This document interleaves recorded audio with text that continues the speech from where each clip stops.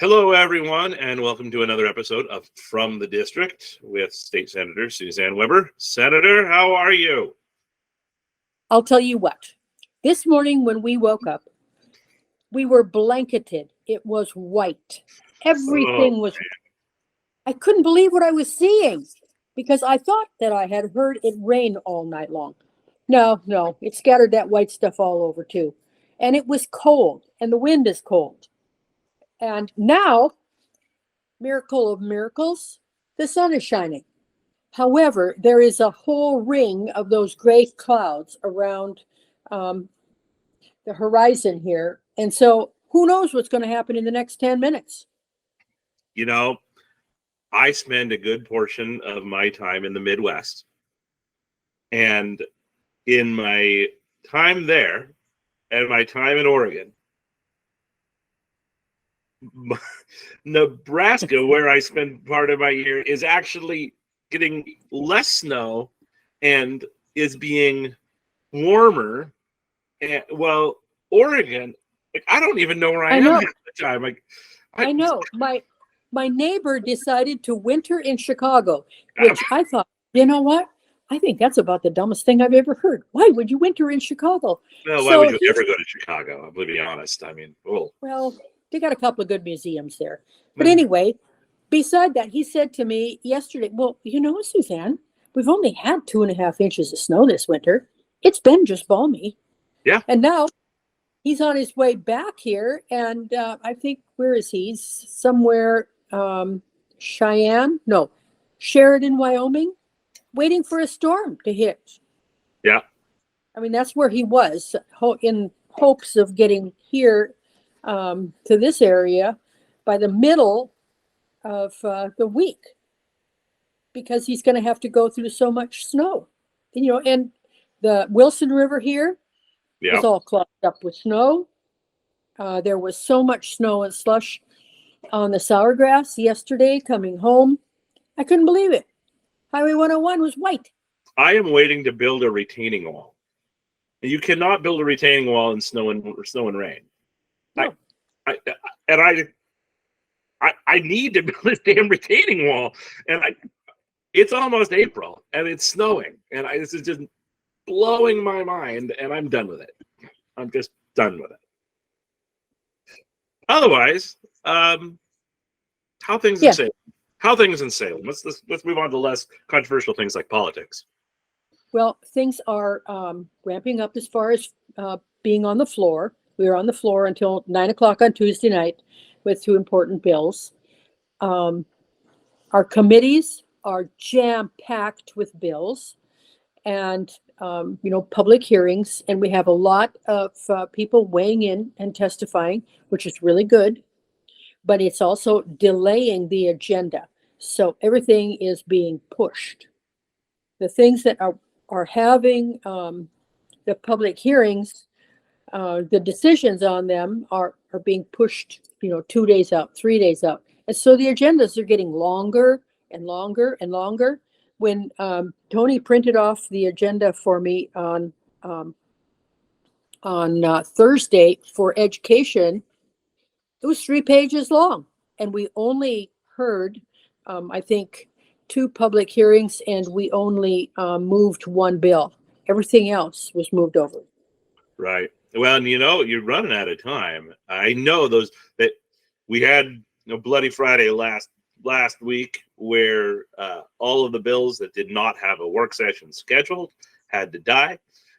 Unfortunately, that means everybody schedules work sessions to try to save bills. But you've got to get everything through the first chamber by April 5th, and that's not very far away. No, it's not. So if it's not through, I know we've got 1 bill that you're chief sponsor of, that is having its hearing. It's a vote on April 3rd, and I'm stressing because that means that bill has to pass on the 3rd. It's got to then have its second reading on the 4th, and then it's got to actually be voted on the 5th. So yes, I'm no small bit stressed out about that. I do. So it is But you know what? There's 89 other people that are just as stressed good. because they're working. You know, it's called working your bill. You go and you talk to committee Yeah. members and you sell your idea. Right. Well, I'm glad everybody's stressed too. When life gives you lemons, you cut them in little pieces and squirt them in other people's eyes, so you're not the only one in pain. Yeah, that's very true. We're not even halfway done with this session, and that's my attitude. It's not good. I need to reset. We've done 11 weeks, correct? No, we done 10 weeks. We've done 10 weeks We and we've got 13 left. 13 left to go. Yeah. So, and when someone asks me how I'm doing, I always say, well, I'm living the dream, but I just don't have to tell them what kind of a dream it is on most days. Yeah. I just can't wake up. Oh, so yeah. So a lot of if we have to be on the floor more, then we have to schedule everything else around it. And so a lot of things that were happening later in the day now happen at 7 o'clock in the morning. So that means you've got to factor travel time in and getting ready for your other meetings. So things get a little touchy there. yeah, and I remember when I was in the building, I work remotely now, but when I was working in the building, there was more than one night that I was there till 2 o'clock in the morning.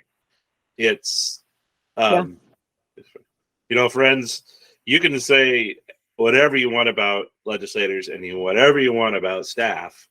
You can have massive disagreements and think they're terribly and ruining the state. But I can tell you, they are most certainly not lazy. No. They are working very, very hard on very little sleep as we get closer and closer to the end of this. It gets pretty insane. I always thought that having a 15-minute meeting might be something that was really to be desired. But, you know, when you have 5 of them in a row or 6 of them in a row, and you've got to move people into your office, listen to their concept, and move them out so you can get the next one in, things get a little dicey.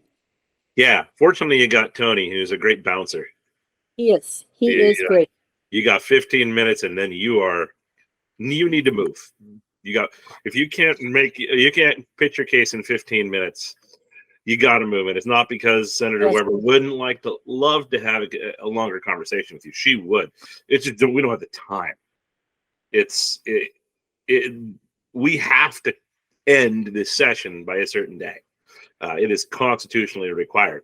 Yes. So we cannot just we don't have the luxury of long conversations. That's what the interim's for when we're talking about some of these concepts. That's what we really want. And, you know, the legislatures through a lot of these bills are creating more and more task forces, which is going to require more and more time during the interim to be able to work on some of these problems. And I'm not saying it's bad. It might be frustrating as far as time, but it definitely, some of these concepts that people come forward with are kind of, I'll be nice, crazy. And so you need another 3 or 4 months to work some of these things out. That's just it. Or, great to have a task force to make sure that idea just goes away and dies a bureaucratic death. Sometimes that's what has to happen. Yes. Okay, I am going to put my dish in the oven. Ooh, what are you making? Well, I'm roasting sweet potatoes and squash. Okay. I know, but when you cut it up in little pieces, and then there's stuffed pork chops and things to go with it. Okay, now I feel better about it. While the senator is doing that, we're going to be talking about just a few bills, 5 bills today, but a few of them, we're getting into the point of the session that the friendly bills are becoming fewer and far between, and some of the more controversial bills are what we're seeing. And it happened, started this last week with a very long public hearing on a bill on abortion rights and transgender rights for children. And we'll talk about that bill today a little bit, but let's talk about some of the, I'm sorry, Senator, do you have other stuff that happened this last week that you want to touch on, or usually we do that? No, it was just plain very busy. I had lots of guests in, which was nice, but no donuts. Oh, I know. So this was a sticker and bookmark day. hey, that's okay. Week. I still got, I still have socks that I got from, Yeah. I mean, you get some good stuff. You get good stuff. Okay, Right. so let's start out with some of the good bills that we've got coming up, or that made it through the funnel of Bloody Friday. Let's start out with Senate Bill 409. This bill is going to make it so that school districts will need to put their curriculum on a website so that the public, parents, anybody can take a look at what's being taught in the schools. You are sponsoring this along with Senator Thatcher and Representative Morgan and Representative David Brock Smith from the South Coast. We talked about this last go round in the last session, and it didn't go anywhere, but looks like it might be going somewhere. We did. Raquel Moore Green was the person who brought this to the forefront last time. And, there were so many problems with people not knowing what the curriculum was that their children were exposed to. And then they would find out that they were probably taught something that maybe they didn't philosophically agree with, either the content or the method. And so we had a lot of very concerned parents. Well, it was our idea and Raquel's idea going forward, first of all, that, parents need to know, and they need to have a ready spot to go to be able to find this out. And what better spot than the school district website? Right. And a lot of what is taught can be referenced to the state curriculum. And it's not like it would be an onus task. It would depend on how much the school district wanted to put on there, but it would at least tell parents, what the field of study was for each particular subject, so that parents would have an idea what was going on. Right. And, parents right now today don't have the luxury of being able to walk into school at 10 o'clock in the morning and say to the office secretary, can I see the curriculum for whatever class, or can I talk to this teacher or that teacher? They're usually busy working. And this would give them the opportunity that whenever they wanted to know, they could go on that website and they could find the information that pertains to their child's curriculum. And I think the other side of this is I've heard just some wild stories of what people thought were being taught in schools. Now I've heard, yes, and I've heard that sometimes those stories, unfortunately, are substantiated. Yes. But there are also some stories where you hear and you go talk to the school district and they say, that's nuts. We're not teaching that. So that also allows a parent to go look and say, actually, no, the school's not teaching that. They have to put the curriculum up. I'm not seeing this up anywhere. This doesn't make any sense. So it dispels a lot of the conspiracy theory and issues like that. So I think it's a win. That's where I was going with it. I know there are people who are saying, well, we need to know, and that's a good thing. I agree, but I think it also was able to make it so that people can go on and just dispel those rumors quite easily. Yes. Right. So that one, I think it's a good bill, should pass. And let me tell you, we have worked out a lot of the details. The School Board Association was being very protective of the school boards, and the administrators were being very protective of, their staffs, and and saying, that, they don't want to add more work to their plate. Which I get. But most school districts have someone who is a curriculum director or someone who is responsible for the curriculum content. Mhm. And it just makes sense that they would be the one that would be responsible for that. So it looks like this could have it's going to have a public hearing, which could also end up being a work session on Thursday, the 30th. Yep. That's going to be in the Senate Education Committee. So if anybody wants to come see you, because you are the vice chair of the Senate Education Committee, that's going to be at 3 o'clock on Thursday. You can go to OLIS and you can submit testimony in writing, or you can register to testify either in person or virtually as well. So I know I've said it a million times, but COVID did nothing else good for us. Allowing virtual testimony has been huge. It is. If you're going to come testify from Senate District 16, you have to take the day off. You have to take the day off of work, because if that hearing is at 11 or if it's at 1, Right. it's going to take you 2 hours to get there. And then it's going to take you 2 hours to get back.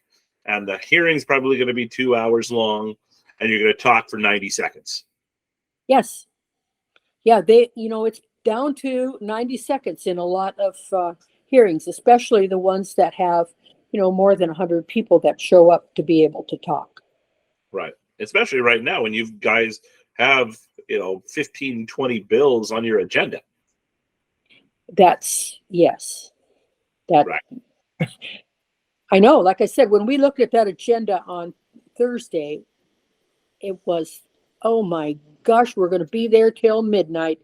Well, we did have to take an extra half hour for the meeting, which is something that we have to get permission from the Senate president to be able to do. But he was in attendance at the meeting because he's part of the committee. Right. But just the same, because of the construction, the rooms are booked up. And so if you go long on one committee meeting, you're probably jeopardizing the one that's coming after you. Right. And that's the thing. And a lot of members are members of other committees that they have to finish up that committee and move on to the next committee. And then the morning committees, you got to get to the floor. It's rough. Yep. And there's a reason that we have deadlines for these bills, because there's no way in God's green earth that you could get through 4,000 bills in the court over the course of 6 months. It just ain't happening. So anyway, so that's Senate Bill 409. Good bill, should pass. Another one, this one has already passed the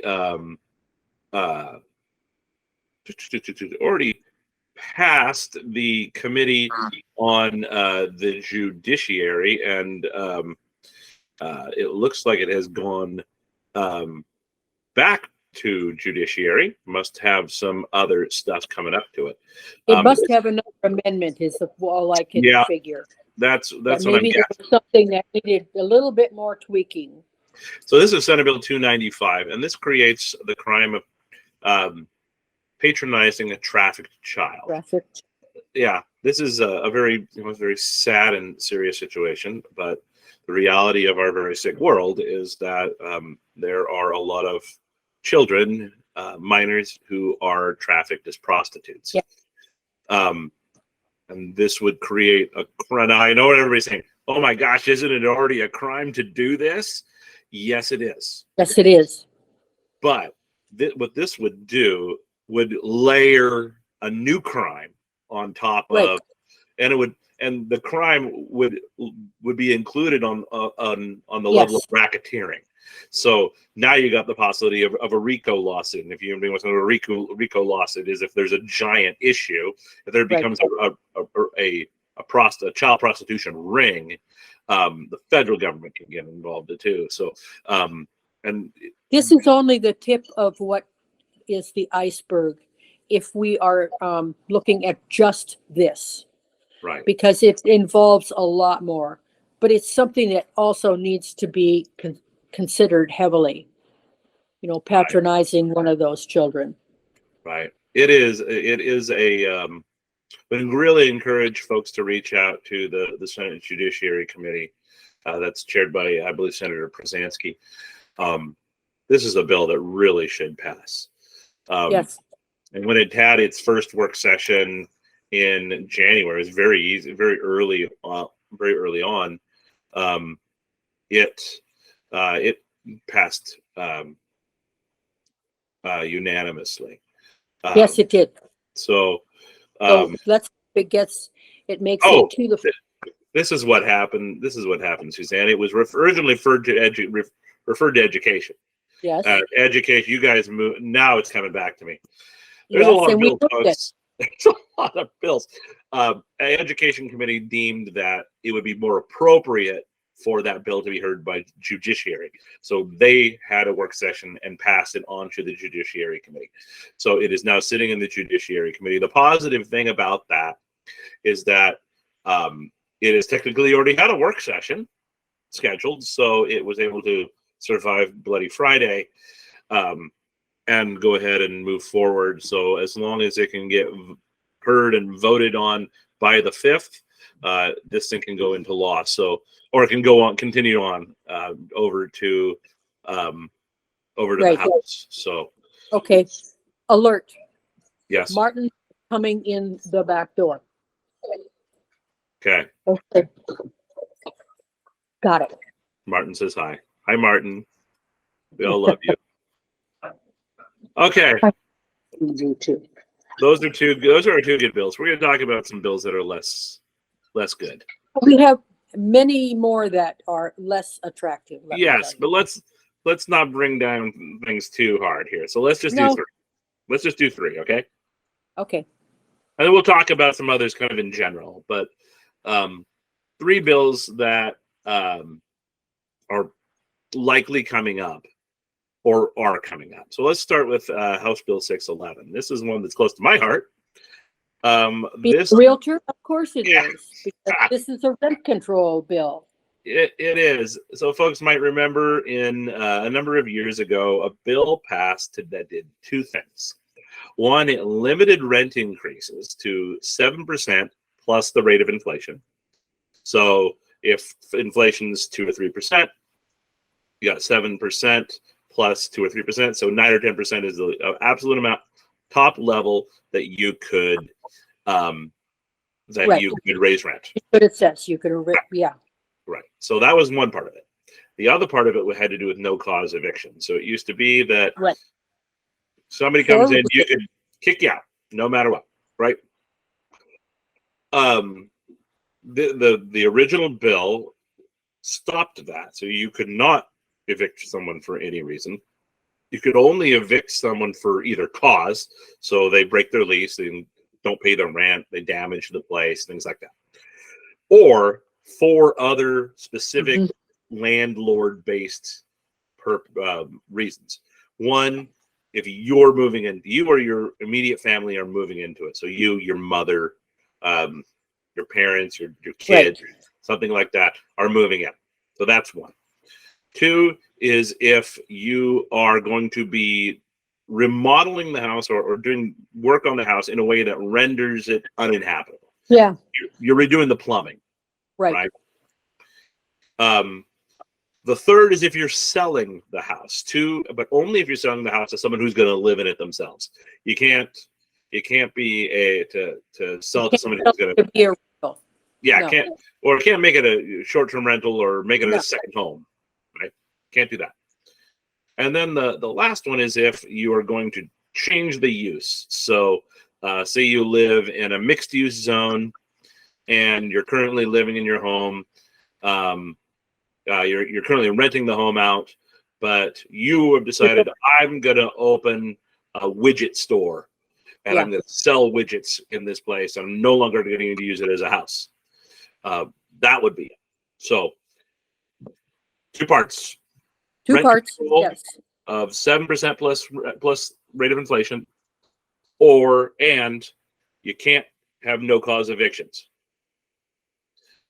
This changes things. So number one, it changes the rent control side to the lesser of two things, either 8% just 8%, or 3% plus inflation. So what was happening was, when they started doing this, it was 7%. Well, then the CPI, the rate of inflation was, 2 or 3%, which is target. They don't like things to go up. Inflation to be more than 2%. So people were able to raise their rent, 9%, 10%. Well, inflation happened. Inflation has had a big impact on this. Yeah. So all of a sudden, well, gosh, now we're talking 7% plus 8% inflation, and you can raise rent 16%, 15, 16%.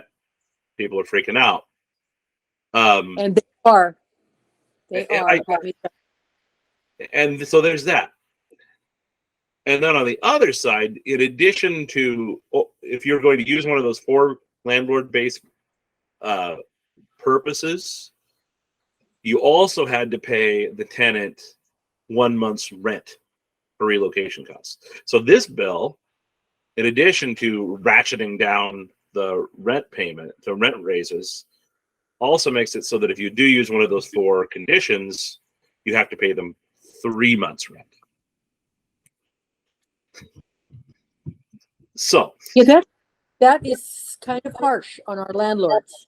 Well, part of in your district, maybe in some of the inner Portland areas or some of the other parts of the metro, because your metro, part of the metro area that you represent, is rather rural for the most part. I mean, there are some areas that that's not total, but in some of these downtown buildings or other parts of the metro, a lot of these buildings, you have a lot of apartments that are owned by corporations. But in your district, the vast majority of landlords are mom and pops who own. I know. There are neighbors. 5 homes, and it's their retirement. It's their retirement. It is. So We now, heard a lot during COVID, people that weren't being paid their rent, and it was what they were using to live off of. Right. And it was extremely hard on them. Right. And it's just, I tell my clients now that, look, they say, we're from Idaho, or we're from here or there. Like, we're thinking about getting a place to rent, or somebody who's living in their house, they need to move, and they're saying, I don't really want to sell. The market's not super great right now. I'm just going to rent it out. The thing that I automatically say is get a lawyer. You cannot just rent your house out anymore. No, you can't. You need to talk to a lawyer. So that's where we have gone now in Oregon, is that in order to rent your house out, you need legal representation, because we've made it so complicated, and people are scared to do it themselves, and they're right to be. And this makes it worse. I testified on this bill when it was originally came in, and I said San Francisco started with a 7% rent control cap, and now it's at 1%. And this is exactly what you guys are going to do. And they go, no, we'd never do that. Here we are. Here we are. I'm sorry. I took the totality of that, but I'm quite passionate about this because it's wrong. It's wrong. And it will not work. It won't work. Right. Thank you for that, by the way. Great explanation.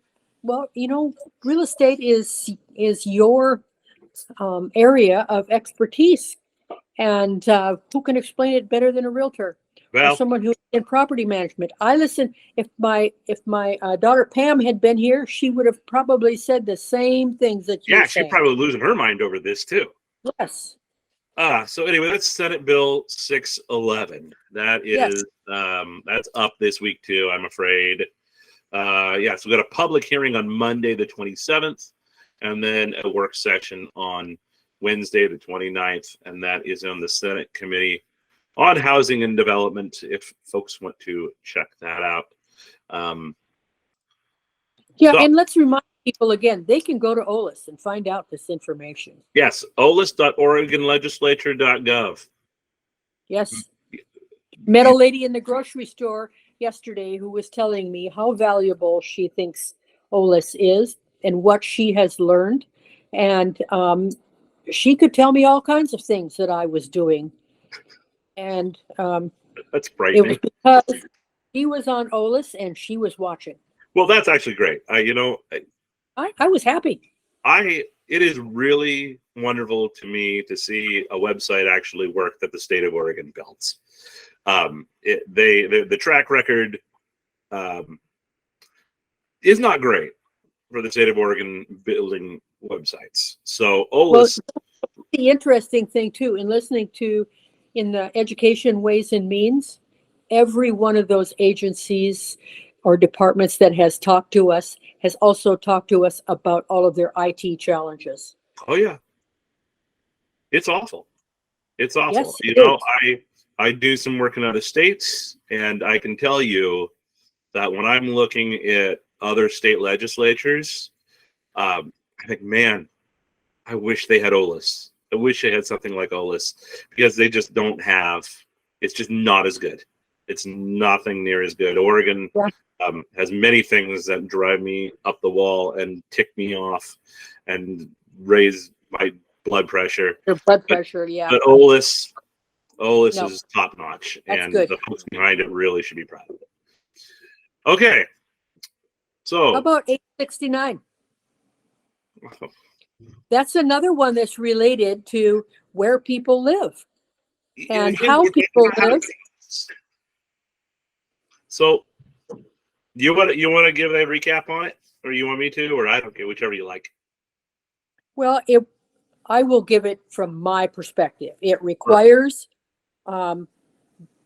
builders, when they are creating a new house, to follow the goals of the carbon reduction that the state has set currently, and the rules for this need to be created with the Environmental Justice Council. So what it's going to do is exponentially raise the cost of housing because of the building requirements that are going to be, they're going to be imposed on the people who are trying to build houses. Right. That's it. That's essentially it. Is this is going to have government agencies creating rules? This is the thing. This is another thing that here's really what grinds my gears. Like old man yells at cloud. Like when you are empowering agencies to write law, essentially, and you are empowering the Department of Consumer and Business Affairs to write policy in consultation with another government organization, the Economic Justice Council. This is not going to come. I guarantee you, these will not be unonerous rules. Well, the other thing is that our governor, when we have ideas about politicians, even though we are politicians, she has a very aggressive agenda for building homes. Okay, what is this going to do to the cost of homes? What is this going to do to her agenda? That's one thing she has been very progressive on, is being able to create housing. I don't think there's anything she hasn't been progressive on. You're right. But anyway, this has been her primary agenda. Yeah, I think you mean progressive, not in the political way. I was like, say what you will about the governor, and Lord knows I've said plenty, and not words for a family show. She's doing stuff when it comes to housing. I don't agree with all of it, but she's doing stuff, and I'll tip my hat to her on that. And this, I think, will significantly slow down the stuff she's doing. I agree. We had a bill here. It might even have been before you were there. It may when I was working there before you. That would have required putting solar panels on every new home. Take a look outside. 10 months out of the year. Yes. There's no sun to draw that. No. That would have added at least $10,000 to $15,000 on a build. At least. But then hear this. We have some people that want to put solar panels on their outbuildings on their farm. They are not allowed to do that. Hilarious. Go figure.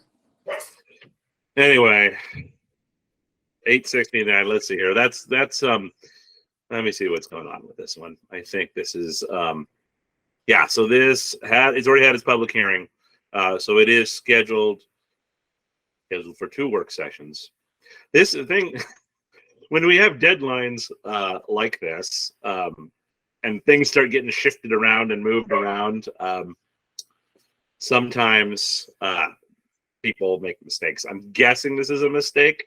There's a work session scheduled for the 28th and for the 30th. So one of those days probably going to be one of those days there'll be a work session. Yeah. So it's in the Senate Committee on Energy and Environment, and I believe Senator Solomon is the chair of that. So reach out to that committee and encourage them to vote no on Senate Bill 869.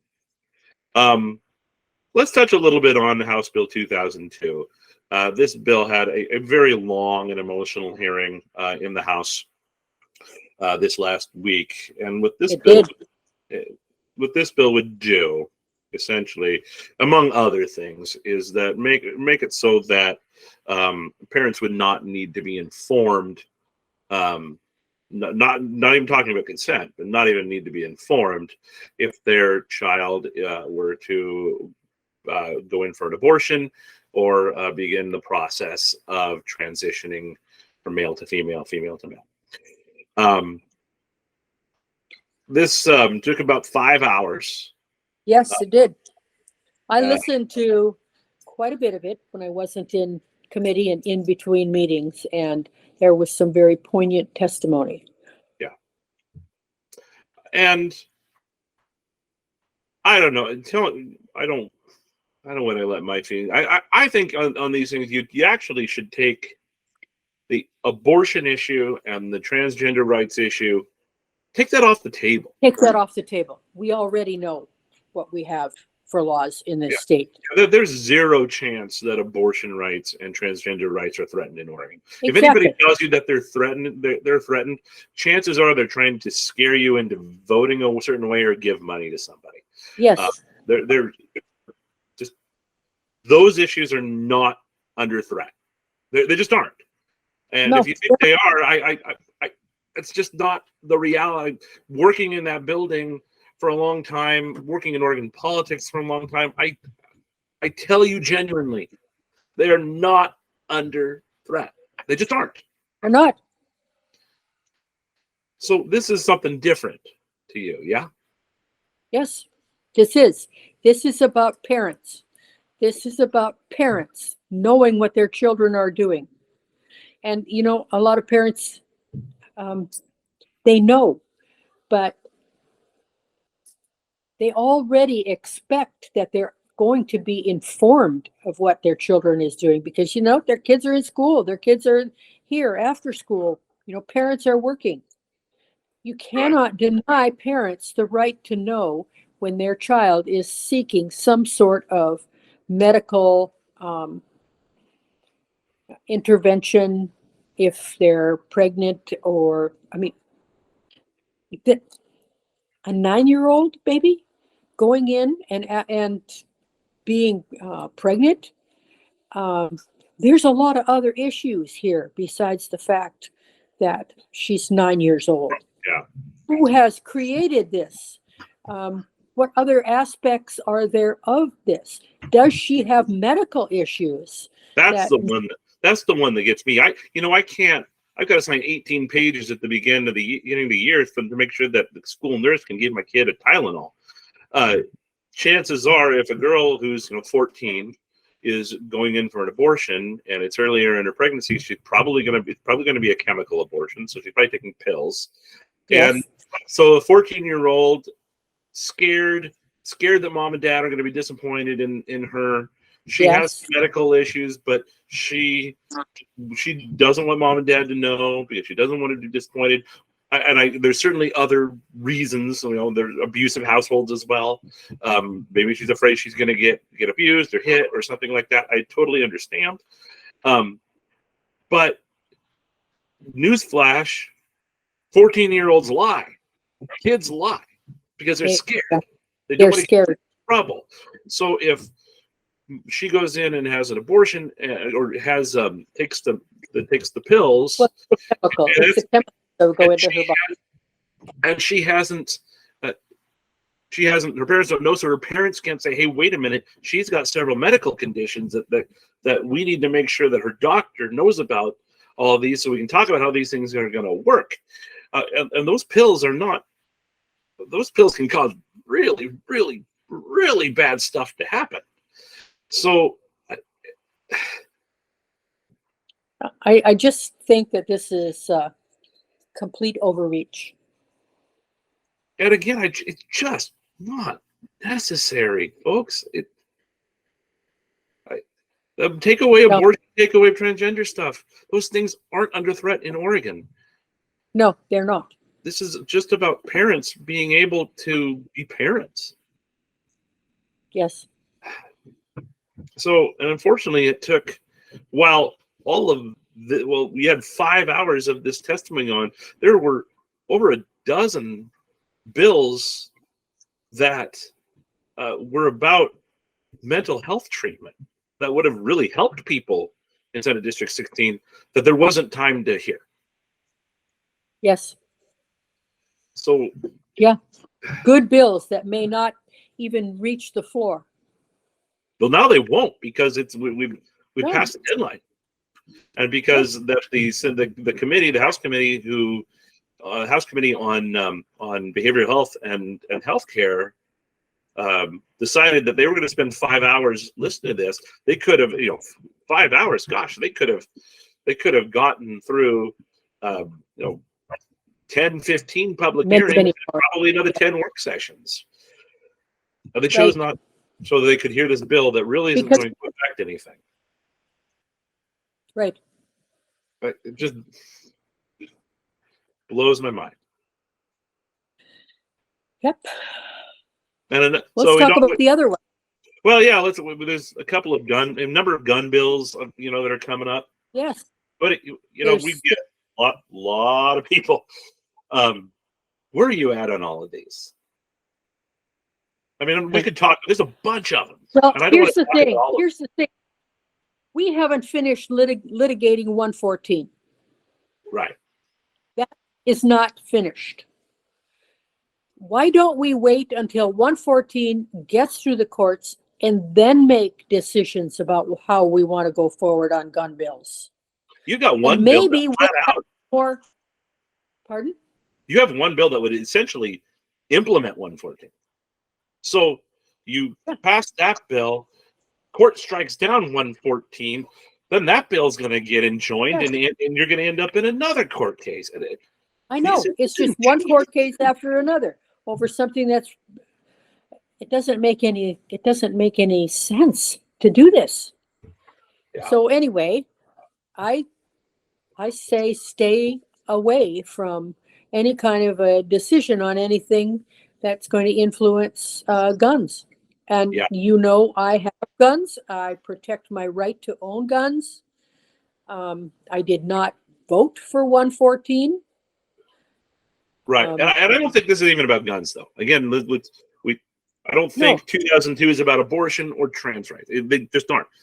I don't think this is about guns either. It's, at least I don't think that's what your objection to this bill is. It's I'm sure that's part of it, but I think the big reason here is that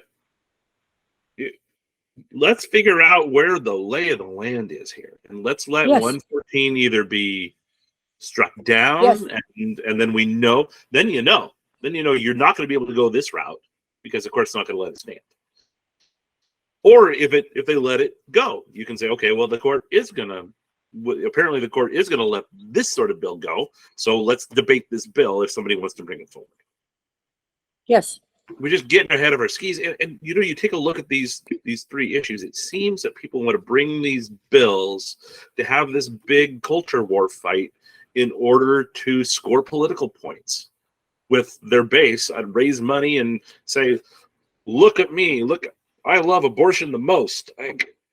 Okay, congratulations. You didn't do anything. Right. I feel like I'm taking over your show. Here, listen, this is just, I mean, these are common sense issues that people are not, they're not thinking these things through. No. At all. No, they're not. And they're not having honest conversations about them. And I think that's the biggest frustration with me is when they go out and say, I'm here to protect abortion rights. Like, no, you're not. No, you're not. No, it's in Oregon. That's like saying I'm here to make sure that the sun comes up in the morning. Right. No, you're not. No. You're just there and you're trying to score political points off of it. And it's really, really, really frustrating when you have issues around mental health that I'll go on the chopping block so that somebody can score some political points. That's really frustrating to me. That and the fact, our drug situation in our state. That's part of mental health, I think. That is part of mental health. That's all a package that goes together. We need to solve those things. Yeah. Your Oregon State Hospital is getting sued every other day because they don't have capacity. Right. And nobody's dealing with that. Nobody's dealing with that because we needed to spend 5 hours talking about how we need more abortion. Yeah, Okay, I think now I'm just mad and depressed. Well, do you have happy things coming? Do you have a fun week coming up? Is there fun things happening, like receptions or? I don't know. I think I have one, which is really nice to be able to do. Yeah, it's just kind of a break in the week, and then there's a group of us from legislators that are going to get together next week and have dinner together and just enjoy each other's company. Because I have to say that I have made some wonderful friends there. It's nice to be around people that have, the same common goals in life as you do. And so we have that planned. And it's going to be a good week. We're going to really concentrate on some really hard issues, but we're also going to take some time in the evenings to just get together and just unwind and talk about life. Cocktail hour. Yeah. Yes. But it's not much fun for me because I drive, and so I don't drink when I go to cocktail hours because I feel responsible. Tony lives in Albany too. I'm sure we could conscript him. We probably could. He's other duties as assigned. He wants to get home to his kids because I think he's cooking dinner and helping his wife out because she's also going to school, and so Tony's a good man. What a boy, Tony. Yes, he is. Okay. Well, I think we've probably made this long enough. So, anything last words you want to say, Senator? No. It's just about the end of Lent. We'll be able to eat chocolate. I can't believe how 40 days has gone by so fast when the legislative session has gone by so slowly. I don't understand that. I'm very confused because you're absolutely right. I'd never put those two. How has Lent gone by so fast, and how has this damn session gone so slow? Yeah. I don't. Usually the sessions go faster for me. I don't know why this one's dragging so much. No, but it is. Boy. Anyway. All right. Well, it's Suzanne, a pleasure to see you and chat with you, and I want to thank you for the input that you had. We talk so rarely. Yeah. Where did we spend 2 or 3 hours last night? Something like that. I don't know. Something like that. But anyway, it was in my thanks bathroom for the in-depth work on 611, and I want to remind people to pay attention to these things, and 869 Senate bill. Pay attention to these things. If you have an opinion, go for it. Olis. Olis is great. Legislators, they do listen to you. They do listen to Yes. you. If you have an individualized, professional, not even professional, just what word am I thinking of? Courteous, not rude and hate-filled pitchfork and torch email. You lay it out and be passionate about it, but be respectful. It gets read, and it really does. Gets read. It really does matter and changes minds. So I'm not joking. And if you talk to the senator or anybody else in the staff, I'm one of the most cynical human beings you'll ever meet. But it really does. It really does matter. So Right. So get those opinions in. All right, Yes. Senator. Thank you very much. Thank you very much, Adam. All right, everyone. Give your kids a hug for me. I always do. All right, Thank everyone. We'll see you next week. See you next week.